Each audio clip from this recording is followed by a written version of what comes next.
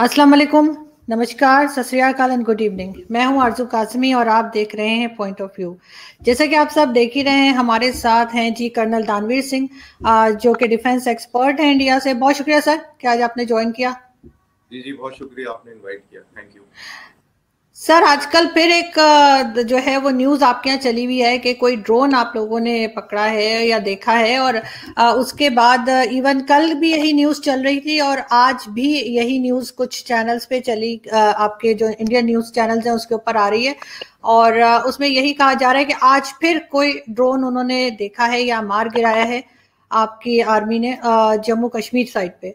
तो उनमें मैं भी एक इंडियन शो पे ही गई थी इस शो से पहले, तो वहां पे जो बात हो रही थी, वहां इवन एक पैनलिस्ट, इंडियन पैनलिस्ट, ये बात कर रहे थे कि अभी नहीं पता कहाँ से आया, किसने भेजा, क्या हुआ, लेकिन नाम पाकिस्तान का लगाया जा रहा है। आप क्या समझते हैं कि ये सब कुछ क्या हो रहा है, और बगैर इन्वेस्टिगेशन के आप लोग कैसे पाकिस्तान का नाम ले रहे हैं?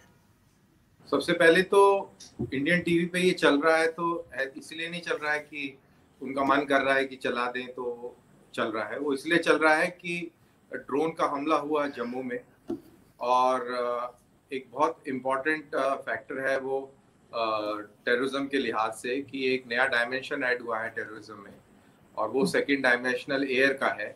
और इससे पूरा जो पैराडाइम है वो चेंज हो जाता है, लड़ाई लड़ने का तरीका जो है पूरा चेंज हो जाता है, स्ट्रेटजी भी चेंज होती है।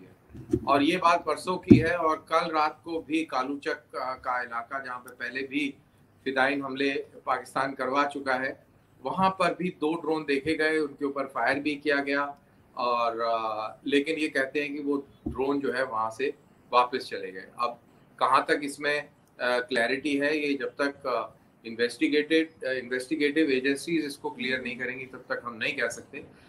अभी इन्वेस्टिगेशन जारी है, एनआईए इन्वेस्टिगेशन कर रहा है, लेकिन जो सिग्नेचर नजर आ रहा है, खासतौर से जम्मू के हमले के अंदर, वो पाकिस्तान की तरफ इशारा करता है, क्योंकि उस हमले के अंदर आरडीएक्स नाम का बारूद इस्तेमाल किया गया है।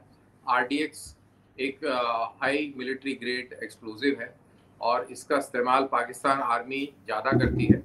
और अभी तक यही एक सिग्नेचर है, उसके अलावा बाकी तहकीकात जारी है। अभी आगे देखते हैं कि उस तफ्तीश में क्या चीज़ निकल के आती है।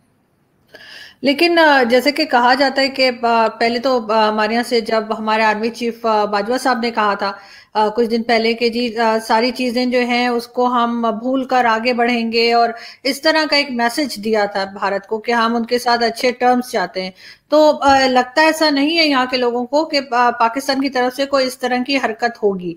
दूसरा, आप लोगों ने अभी, जैसे आप खुद भी बता रहे हैं, अभी सही से मालूम नहीं है कि वो ड्रोन किस साइड से आया था, क्या आया था, तो उसके बगैर पाकिस्तान के ऊपर नाम लगा देना कहां तक ठीक है? देखिए, ड्रोन तो आया है, चाहे वो पाकिस्तान की तरफ से बॉर्डर पार करके आया है या आतंकवादियों ने उसको लोकली इस्तेमाल किया है।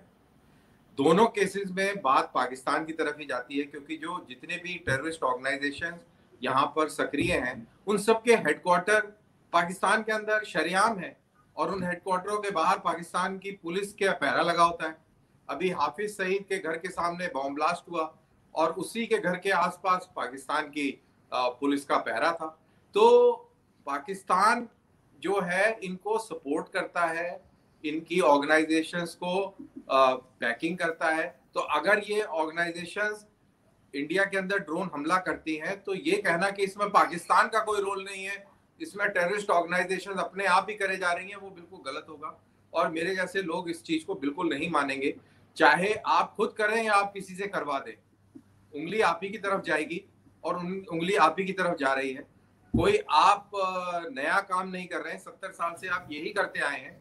और अभी एफएटीएफ का डिसीजन हो गया है, और जैसे ही डिसीजन हुआ है तो आपने कहा कि चलो अब अगली मीटिंग के बीच में थोड़ा टाइम है तो थोड़ा अपना असली रंग दिखा देते हैं, तो उन्होंने असली रंग दिखा दिया है, तो दैट्स ऑल राइट। लेकिन अभी एकदम डायरेक्टली ब्लेम नहीं करना चाहिए, और इंतजार करना चाहिए। हम एनआईए की रिपोर्ट का इंतजार कर रहे हैं, और फिर देखते हैं कि क्या कार्रवाई करेगी ये सरकार। देखिए, एफएटीएफ की वजह से पाकिस्तान को बहुत ज्यादा प्रॉब्लम्स फेस कर रहा है ऑलरेडी, और ज्यादा कर सकता है अगर उन्होंने ब्लैक लिस्ट कर दिया। तो ऐसी सिचुएशन में जब इतनी हर तरफ से पाकिस्तान फंसा हुआ है, तो वो ऐसे में ऐसा इस तरह की कोई भी बात या कोई भी अटैक या हरकत क्यों करेगा? दूसरा, आप ये नहीं समझते कि जो कश्मीर में चल रहा है आपके यहाँ, और बहुत से लोग अभी, बल्कि जिस डिबेट में मैं थी वहां पे भी एक पॉलिटिकल पार्टी जो थी वो मुसलसल कह रहे थे कि जी सब कुछ ठीक है कश्मीर में, बिल्कुल सब नॉर्मल लाइफ चल रही है, और दूसरी पार्टी के जो थे वो कह रहे थे कि नहीं ऐसा कुछ नहीं है। और अभी तो थोड़े दिन पहले हमने देखा भी कि किस तरह से मीटिंग हुई कश्मीरी लीडर्स के साथ आपके प्राइम मिनिस्टर की, और फिर बाहर आके उन्होंने कुछ और बात की। जो लीडर्स थे वो इतने खुश नहीं थे। तो आपको ऐसा नहीं लगता कि वहीं के कुछ लोग ऐसे हैं कश्मीर के जो चाहते हैं कि इस तरह की कोई गड़बड़ चलती रहे और इंडिया पाकिस्तान का जो पीस प्रोसेस है उसको डैमेज किया जाए? देखिए, पॉलिटिकल पार्टीज हैं, वो प्राइम मिनिस्टर से मिले और उसके बाद में उन्होंने कोई ऐसा, वैसे बाय द वे, कोई ऐसा बयान नहीं दिया जिससे कि वो लगे कि वो बहुत ही नाखुश हैं और वो किसी अलग ही डायरेक्शन में जा रहे हैं। उनका अपना पॉइंट ऑफ व्यू है और हमारे यहाँ डेमोक्रेसी है, और जब डेमोक्रेटिक प्रोसेस की बात होती है तो इसमें मुख्तलिफ किस्म की बातें होती हैं। बंगाल के चीफ मिनिस्टर ने तो ये कहा कि आर्टिकल 370 को दोबारा से बहाल कर देना चाहिए। तो इसका मतलब ये नहीं है कि बंगाल की जो चीफ मिनिस्टर है वो अलहदगी की बात करें, कुछ नहीं। ये डेमोक्रेसी है, ये डिस्कशन है, ये डिबेट है। और ये मानना कि नेता जो है, जो लीडर्स हैं, वो प्राइम मिनिस्टर के ऑफिस के बाद बाहर आए और उसके बाद में वो डांस करने लग जाएंगे, खुशी में पागल हो जाएंगे, ऐसा नहीं होता है। ये उनका हक है कि वो अपना जो इज़हार ख्याल है वो रखें, और उन्होंने किया, उससे कोई आपत्ति नहीं है। जहां तक कश्मीर के अंदर अमनो अमान का सवाल है, बाय एंड लार्ज पूरी वैली के अंदर पूरा कंट्रोल है, लॉ एंड ऑर्डर बिल्कुल काबू में है। इक्का दुक्का घटना होती रहती हैं। 2 दिन पहले एक सीआरपीएफ की पोस्ट के पास एक ग्रेनेड फेंक के एक आदमी चला गया, और फिर ये ड्रोन की घटना हो गई। तो ये कार्रवाई चलती रहेगी, क्योंकि पाकिस्तान बहुत परेशान है कि अगर कश्मीर के अंदर पीस हो गया, कश्मीर के अंदर पॉलिटिकल प्रोसेस अगर शुरू हो जाता है, तो उसमें पाकिस्तान की का जो कंट्रोल है वो खत्म हो रहा है। अभी पाकिस्तान तो बहुत परेशान है कि 370 हट गया, जो उनके जो नुमाइंदे थे हुर्रियत कॉन्फ्रेंस के, वो सब जेलों में सड़ रहे हैं। तो वो काफी परेशान है। और वो क्यों परेशान है और मैं क्यों बोल रहा हूँ, ये आप देखिए, इमरान खान ने न्यूयॉर्क टाइम्स को उन्होंने इंटरव्यू दिया। उन्होंने कहा कि जब से मोदी आया तब से सब काम खराब हो गया है, और मोदी की आरएसएस की सोच है, अगर मोदी ना होता तो हमारे बहुत अच्छे रिश्ते होते। वो भूल गए बताना कि जब मोदी नहीं था तब उन्होंने एशिया का सबसे बड़ा हमला, आतंकवादी हमला बॉम्बे में किया था, मुंबई में। और वो पता नहीं कौन से रिश्तों की बात कर रहे थे। तो वो ऐसा लग रहा था कि काफी साइडलाइन महसूस कर रहे हैं, इग्नोर्ड महसूस कर रहे हैं, और काफी इररिलेवेंट महसूस कर रहे हैं। तो ये इररिलेवेंस की जो फीलिंग आ रही है पाकिस्तान के अंदर, और वापस रेलिवेंट होने के लिए एक ही स्किल आती है, और वो है आतंकवाद। आतंकवादी घटनाएं करो और फिर सुर्खियों में आ जाओ। उसके अलावा कोई चीज आता ही नहीं, हुनर ही कोई नहीं है आतंकवाद के अलावा। तो यही हुनर वो पेश करेंगे, और उनसे और कोई तवक्को भी नहीं है, और हमें कोई हैरानी भी नहीं हुई है। और जैसा मैंने कहा कि अभी तफ्तीश चल रही है, अभी देखते हैं। देखिए, इलेक्शन से पहले जब इलेक्शंस नहीं हुए थे और नरेंद्र मोदी जी का ने उस वक्त प्राइम मिनिस्टर नहीं बने थे, तो इमरान खान साहब का ही कहना था कि अगर आ गए नरेंद्र मोदी तो हमें कश्मीर का इशू सॉल्व करने में आसानी रहेगी। मेरे ख्याल है उन्होंने तो अच्छी विशेष ही भेजी थी। लेकिन साथ ही साथ जितनी भी आपकी आर्मी वहां पर है कश्मीर में, मैं ये किसी डिबेट में नहीं पढ़ूंगी कि क्योंकि पाकिस्तान में कुछ और फिगर बताया जाता है और इंडिया से कुछ और बताया जाता है, लेकिन जितने भी है बहरहाल काफी है उस एरिया के लिए, जो कि बहुत बड़ा नहीं है कश्मीर का। तो फिर कंट्रोल क्यों नहीं कर पा रहे? इसमें आप समझते कि कहीं ना कहीं वीकनेस है या कहीं ना कहीं आर्मी का फेलियर है कि वो इस चीज को, यानी ड्रोन भी जो आ रहे हैं वो भी आपके टीवी पे बता रहे थे कि उसको मार गिराने के लिए भी जो है छोटे ड्रोन्स को, आप लोगों के पास कोई टेक्नोलॉजी नहीं है। बड़े ड्रोन्स को तो कर लेते हैं लेकिन छोटे को हैंडल नहीं कर पा रहे। मैं दो पॉइंट बताता हूँ। सबसे पहले, जहां तक आर्मी का सवाल है कश्मीर के अंदर, वो हमारा इलाका, हम कितनी भी आर्मी रखें उसमें पाकिस्तान के पेट में दर्द बिल्कुल नहीं होना चाहिए। हम चाहे पूरी आर्मी कश्मीर में रख दें, वो हमारा पर्सनल मैटर है, उसमें कोई मतलब नहीं है आप लोगों का कि वहां पे आर्मी ज्यादा है, कंट्रोल क्यों नहीं कर पा रहे। वो हम कर लेंगे, कंट्रोल नहीं कर लेंगे तो हम खुद सफर करेंगे, उसमें आप लोगों को कोई परेशानी नहीं होनी चाहिए। एक जहां तक ड्रोन्स का सवाल है, छोटे ड्रोन्स को डिटेक्ट करने का जो रडार्स है वो हमारे पास नहीं है और वो आपके पास भी नहीं है। और अगर आप लोगों ने इस प्रकार की बदमाशी करी और इसमें आप लोगों की तार नजर आए, तो ये भी गलत फहमी में नहीं रहना कि कोई कार्रवाई नहीं होगी, क्योंकि ये नरेंद्र मोदी की सरकार है यहाँ पर, और ये इस तरीके से नहीं चलेगा कि कुछ भी कर दो उसके बाद में बोल दो कि अब हम सब बुला के और झप्पी पालेंगे। तो जो आपका पहले सवाल था कि बाजवा ने ऐसे कहा और उसके बाद में ऐसे हो रहा है, वो इसलिए हो रहा है क्योंकि पाकिस्तान की जो जुबान है वो सांप की तरह है, दो, उसको टंग पोक कहते हैं। जुमा एक तरफ से कुछ कहता है, करता कुछ है। और ये जो उसका जो कैरेक्टर है ये हम लोग बखूबी जानते हैं। और इसलिए बाजवा क्या कहते हैं, इमरान ने क्या कहा, उससे हमें मतलब नहीं है। जमीन पे क्या हो रहा है इससे हमें मतलब है। और जमीन पे जो होता है, जमीन से जो खबर आती है वो इतनी अच्छी नहीं है, इतनी सेटिस्फाइंग नहीं है। तो जब तक जमीनी हालात चेंज नहीं होंगे तब तक ये चेंज नहीं होगा। इसीलिए एफएटीएफ ने भी आपको अभी तक ग्रे लिस्ट में रखा है, क्योंकि आप जो कहते हैं वो जमीन पर नजर नहीं आ रहा है, नजर कुछ और आ रहा है। नजर आ रहा है दहशतगर्दी, दहशतगर्दी को सपोर्ट, ऑर्गेनाइजेशनल सपोर्ट नजर आती है। ये सबको नजर आती है, कोई अंधे नहीं है। सिर्फ पाकिस्तान को नजर नहीं आती है और पाकिस्तान उसको छुपाने की कोशिश कर रहा है।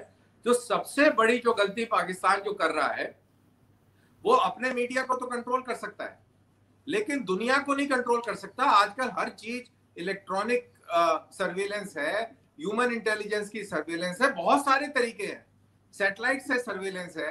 आप चीज को छुपा नहीं सकते। आप अपने लोगों को बेवकूफ बना सकते हैं कि 16 दिसंबर को आपकी फौजें हथियार डाल रही थी और आपके पेपर में बड़ी बड़ी हेडलाइन थी कि हम जीत रहे हैं। तो ये काम पाकिस्तान में हो सकता है लेकिन दुनिया को पागल नहीं बनाया जा सकता। तो इसीलिए हम लोगों को बहुत अच्छी तरह मालूम है कि क्या सिचुएशन है, कैसे काम चल रहा है, पाकिस्तान क्या बोलता है, क्या करता है। तो ये हम लोगों को सिखाने की जरूरत नहीं है। देखिए 71 से अभी तक तो बहुत टाइम गुजर गया और अब ऑफ कोर्स वो सिचुएशन नहीं है। किसी बात को ना तो छुपाया जा सकता है, ना ही उस तरह के कोई झूठ बोले जा सकते हैं। इससे मैं आपसे बिल्कुल एग्री करती हूँ, लेकिन स्टिल पाकिस्तान जिस सिचुएशन में अभी है, आपके ख्याल से जो हर तरफ से घिरा हुआ है, चाहे वो एफएटीएफ हो या पूरी दुनिया जिस तरह से बात कर रही होती है, तो उसमें से पाकिस्तान को अब अपना सॉफ्ट इमेज क्रिएट करना है। वो उसके बजाय इस तरह की छोटी छोटी चीजें कि कोई छोटे ड्रोन भेज दिए बच्चों जैसे, या इस तरह की हरकतें क्यों करेगा, ये चीज मैं आपसे समझना चाह रही हूँ। कि सिर्फ इसलिए कि पाकिस्तान है आप ऐसे कह के नहीं निकल सकते कि जी पाकिस्तान इसलिए ऐसा हो रहा है। जबकि बाजवा साहब ने कहा भी है कि जी हम पिछली सारी बातें जो है वो छोड़कर आगे बढ़ना चाहते हैं, तो आगे बढ़ने के लिए दोबारा उसी गलती को हम रिपीट तो नहीं करेंगे। देखिए, पाकिस्तान की फितरत रही है खुदकुशी करने की। पाकिस्तान ने 1965 में ऑफ जिब्राल्टर शुरू करके और जो पिटाई खाई पंजाब और राजस्थान के बॉर्डर पर, वो एक खुदकुशी थी। हजारों की तादाद में पैटर्न टैंक हो दिए। अभी कोई भी ऐसा शहर नहीं मिलेगा हिंदुस्तान के अंदर, जम्मू से लेके और नीचे जोधपुर तक, जहां पर चौराहे का नाम पैटर्न चौराहा ना हो और उसके ऊपर पाकिस्तानी पैटर्न टैंक आपको मिलेगा, उल्टा झंडा लगा हुआ होगा उसके ऊपर। ये आपको पूरे इलाके में आपको एक पैटर्न चौक जरूर मिल जाएगा। उसके बाद आपने 71 में जैसे बांग्लादेशियों के साथ दुर्व्यवहार किया और उसके बाद अपना मुल्क ही खो दिया आपने, वो भी एक खुदकुशी थी। और अब लेटेस्ट आप देखिए, कारगिल के अंदर मुशर्रफ साहब ने सोचा कि वो पता नहीं कितनी बड़ी ताकत बन गए हैं और वो पता नहीं क्या कर देंगे। वो कारगिल में घुस गए, अपने कितने सारे फौजी मरवा दिए, बेइज्जती करवा दी पूरी दुनिया के अंदर। तो ये खुदकुशी करने का जो है ये फितरत है, ये शौक है। और वो इसलिए है, ये भी मैं क्लियर कर दूं कि वो क्यों है। आप 21वीं सदी में रह रहे हैं, लेकिन आपकी जितनी भी सोच है वो 6वीं और 7वीं शताब्दी में फंसी हुई है। आप उसी तरह ऊंट की सवारी करने में जो आपको मजा आता है सोच सोच के, और जो आप उस तरीके के जो ख्वाब और सपने लेते हैं, वहीं पे ही मार खाते हैं। आप 21वीं सदी के सारी चीजों का इस्तेमाल करते हैं, गाड़ी भी इस्तेमाल करते हैं, इंटरनेट, जहाज सब करते हैं, लेकिन खुशी आपको ऊंट की सवारी पर ही होती है। तो जब तक वो ऊंट की सवारी नहीं छोड़ेंगे, जब तक आप 7वीं सदी से निकल के 21वीं सदी में नहीं आएंगे, जब तक आप ये नहीं समझेंगे कि दुनिया कहाँ चल रही है, हम कहाँ खड़े हैं, हमारी सोच क्या है, जब तक आपके जो मौलवी लोग हैं सोफे जलाना बंद नहीं करेंगे, जब तक वो एक सबको इंक्लूसिव करने वाली बातें नहीं करेंगे, जब तक आपका माइंडसेट चेंज नहीं होगा, जब तक आप अरेबिया के रेगिस्तान से निकलकर और पाकिस्तान में नहीं आएंगे, आप बिल्कुल हकीकत में नहीं आएंगे, तब तक ये मूर्खता पूर्ण काम आप करते रहेंगे, करते रहे हैं, आगे भी करेंगे। इसलिए मेरे को पूरा विश्वास है और मैं पूरी तरह मुतमईन हूं कि ये जो आप कह रहे खिलौने जो भेज के आपने जो ये कार्रवाई करी है, ये आप खिलौने भेजेंगे और उसके बाद पिटेंगे भी। ऐसा नहीं है कि अभी पिटाई नहीं होगी, ये पिटाई होगी, क्योंकि इमरान खान ने बोल दिया है कि भाई ये नरेंद्र मोदी के आने से गड़बड़ हुआ है, तो नरेंद्र मोदी के आने से गड़बड़ और होगी, क्योंकि आपके हिसाब से काम नहीं चलेगा कि आपने खिलौने भेज दिए और हम खिलौने देख के खुश हो गए, तो ऐसे नहीं चलेगा। अच्छा कर्नल साहब, मुझे बताइए कि एक तरफ ये भी कहा जाता है कि कोई थर्ड पावर है या थर्ड पार्टी है जो भी जो ये नहीं चाहती कि इंडिया पाकिस्तान के बीच में किसी किस्म का अमन हो या पीस प्रोसेस चले। आप इससे कहाँ तक एग्री करते हैं कि ना हिंदुस्तान की गवर्नमेंट ना पाकिस्तान की, कोई थर्ड पार्टी या जिसे समझ लें नॉन स्टेट एक्टर्स जिसे बोला जाता है हमारे यहाँ, तो वो इस तरह की कार्रवाई कर रहे हैं जिससे दोनों जगह पे जो है वो एक दूसरे के लिए हम बुरा सोचें, बुरा बोलें? नहीं, हमें कोई शक नहीं है, कोई थर्ड पार्टी नहीं है, एक ही पार्टी है और वो है पाकिस्तान। इसमें कोई थर्ड पार्टी नहीं है। ये सब गुमराह करने वाली बात है कि थर्ड पार्टी है कि फोर्थ पार्टी है कि नॉन स्टेट एक्टर है। एक ही एक्टर है और वो एक्टर है पाकिस्तान। इसमें कोई शक नहीं है, हमें कोई शक नहीं है। यहाँ पर हिंदुस्तान में बैठे हुए हमारे को पूरी क्लैरिटी। लेकिन मुझे आप ये बताइए ना कि इसमें पाकिस्तान का फायदा क्या है? चलें अगर मैं फॉर एग्जांपल आपकी बात मान जाऊंगी, ठीक है पाकिस्तान कर रहा है, लेकिन इससे पाकिस्तान को क्या मिलेगा आपके ख्याल से? कुछ नहीं, क्योंकि पहले ही एफएटीएफ में है और नई मुसीबत हो जाएगी। अरे मैं वही तो आपको बता रहा था, इतनी कहानी सुनाई आपने, बंगाली मारे, आपको क्या फायदा हुआ? आप कारगिल में आए, आपको क्या फायदा हुआ? नहीं बताइए मेरे को, आपको क्या फायदा हुआ? आपने मुंबई पे हमला किया, आपको क्या फायदा हुआ? आपने हाफिज सईद और लश्कर ए तौयबा के वो लकवी पाले हुए हैं, आपको क्या फायदा हो रहा है? क्या आपकी इकोनॉमी बढ़ रही है? कुछ नहीं हो रहा। लेकिन आप वहां पे बैठ के बड़ी बड़ी बातें करते हैं कि देखो जी हमारे लड़कों ने ये कर दिया, वो कर दिया, और जो जंगे हारते हैं वो फौजी तो कुछ कर नहीं सकते, तो वो दूसरे के कंधे पे ऐसे काम करा के और अपनी छाती को चौड़ा करके देखते हैं। और वैसे अदरवाइज वो मीट बेचने चले गए, पता नहीं कहाँ, वो खबर आ रही थी कि अभी पाकिस्तान फौज मीट बेचने जा रही है। तो जो फौज मीट बेच रही है उसको इस चीज में बड़ा सुकून मिलता है कि देखो हमारे लड़के जाके ये करे आए, क्योंकि खुद तो मीट बेच रहे हैं। तो ये प्रॉब्लम है, इसीलिए ये कार्रवाइयां चलती रहेंगी। एफएटीएफ में ग्रे में हो कि चाहे ब्लैक में हो, इससे इनको कोई फर्क नहीं पड़ रहा है। इनके कारोबार चल रहे हैं, फर्स्ट क्लास चल रहे हैं, और एफएटीएफ में जिसको फर्क पड़ रहा है वो पड़ता रहे।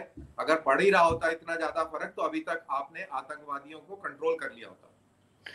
देखिए 71 में जो हुआ वो तो अब जो नई जनरेशन है उनको पता लग गया है और मान भी गए हैं। कारगिल ब्लंडर था पाकिस्तान की तरफ से, ये भी बहुत से लोग कहते हैं और मानते भी हैं। लेकिन अब लास्ट में मैं बस आपसे पूछना चाहूंगी कि इसका आप क्या समझते हैं, सॉल्यूशन क्या है, क्या हल निकाला जाए इसका कि ये सब कार्रवाइयां रुकें? ये कार्रवाइयां ऐसे नहीं रुकेंगी, इसका एक बहुत जबरदस्त इलाज करना पड़ेगा। जैसे कार्रवाइयां हमने ईस्ट के अंदर रोकी बांग्लादेश बनाकर, ऐसे ही कुछ तगड़ा काम करना पड़ेगा, तब जाके ये चीज जो है काबू में आएगी। अदरवाइज ये बातों से काबू में नहीं आएगी, क्योंकि बातों की तो खासियत ये है हमारी कि हम पूरी दुनिया को गाना गाते रहे कि ओसामा बिन लादेन हमारे यहाँ नहीं है, फिर वो हमारे यहाँ निकल गया। और जब मुशर्रफ से पूछा कि भाई ये कोयटा शोरा है, तालिबान को आप सपोर्ट करें, नहीं हमारे यहाँ तो कोई कोयटा शोरा है ही नहीं, शूरा है ही नहीं, और बाद में फिर वो मान गए। तो एज अ नेशन क्रेडिबिलिटी बहुत कम है, बोलते कुछ है और फिर मुकर जाते हैं, छुपाते हैं, प्रोपेगेंडा करते हो, जब चारों तरफ से फंस जाते हैं तो फिर बेशर्मों की तरह कबूल भी कर लेते हैं। तो ये प्रॉब्लम है। ये जो आइडिया ऑफ पाकिस्तान है, ये जो सोच है, इसको तोड़ना बहुत जरूरी है। जब तक ये सोच नहीं टूटेगी तब तक इस पूरे खित्ते में अमनो अमान नहीं आएगा, ऐसा मेरा मानना है। लेकिन मैं ऐसा नहीं समझती, मेरा ख्याल है कि बैठकर और बातचीत से मसले को हल करना चाहिए। बार बार मतलब 71 में जो हुआ, जैसे मैंने पहले कहा कि वो तो अब जाहिर है इंटरनेट का जमाना है, आप किसी चीज को ना छुपा सकते हैं और ना गलत बता सकते हैं। ऐसे ही कारगिल में भी हुआ है, और बिल्कुल जो चीज पाकिस्तान की तरफ से गलत हुई, पाकिस्तान अब उसको माने या ना माने, लेकिन सबको पता लग चुका है। लेकिन अभी जो हो रहा है उसमें बस आपसे लास्ट कमेंट कि उस पे आप खुद भी कह रहे हैं, बाकी लोग भी कह रहे हैं कि अभी तक मालूम नहीं है कि कहाँ से ये ड्रोन्स आए थे, लेकिन फिर भी पाकिस्तान का नाम लिया जा रहा है क्योंकि एक आदत पड़ चुकी है। तो ये भी हो सकता है कि कल को आपको पता लगे कि पाकिस्तान तो था ही नहीं इसमें, फिर क्या होगा? क्या भारत अपनी गलती मानेगा? क्या आप लोग शर्मिंदा होंगे कि आपने पाकिस्तान का नाम लिया? अभी कौन ले रहा है नाम? सब ले रहे हैं, आपकी डिबेट्स में बार बार बात हो रही है। आपने सुना है किसी गवर्नमेंट एजेंसी को नाम लेते हुए? किसने बोला है पाकिस्तान का नाम? अभी किसने लिया है? और गवर्नमेंट एजेंसी छोड़िए, हमारे जैसे भी तो ये कह रहे हैं कि अभी इन्वेस्टिगेशन चल रहा है। नहीं सर, डिबेट्स में तो आपके लोग बात कर रहे हैं ना, आपकी जो डिबेट्स हो रही हो। नहीं, डिबेट में जो बात कर रहे हैं, क्या उनका कोई ऑफिशियल वो पोजीशन है जो उसकी वैल्यू? डिबेट में तो एक तर्जियाकार है, वो एक एनालिस्ट है, वो कुछ भी बोलता रहे, उसका उससे क्या फर्क पड़ता है? लेकिन जब इन्वेस्टिगेशन पूरी हो जाएगी तब ये कार्रवाई निकल के जब आती है सामने, फिर देखेंगे, बात करेंगे। और मैंने आपसे पहले कहा कि सिग्नेचर्स मिल रहे हैं जिससे तार पाकिस्तान की तरफ जुड़ते नजर आ रहे हैं। अब और क्लैरिटी होगी, और उसी सिग्नेचर्स की वजह से लोग ऐसा कह रहे हैं कि इसमें पाकिस्तान का हाथ है, डायरेक्टली इनडायरेक्टली। सही। खैर, हम देखते हैं कि क्या रिपोर्ट्स आती हैं आप लोगों की इन्वेस्टिगेशन के बाद, और उसके बाद क्या किया जा सकता है। बट आई विश कि पाकिस्तान का नाम ना ही निकले, और क्योंकि पहले ही पाकिस्तान कई तरह की प्रॉब्लम्स में पहले ही फंसा हुआ है, और मजीद प्रॉब्लम्स यहाँ के लोग अफोर्ड नहीं कर सकते। Thank you so much colonel साहब कि आपने हमें ज्वाइन किया, बहुत शुक्रिया। जी, वेलकम। Thank you.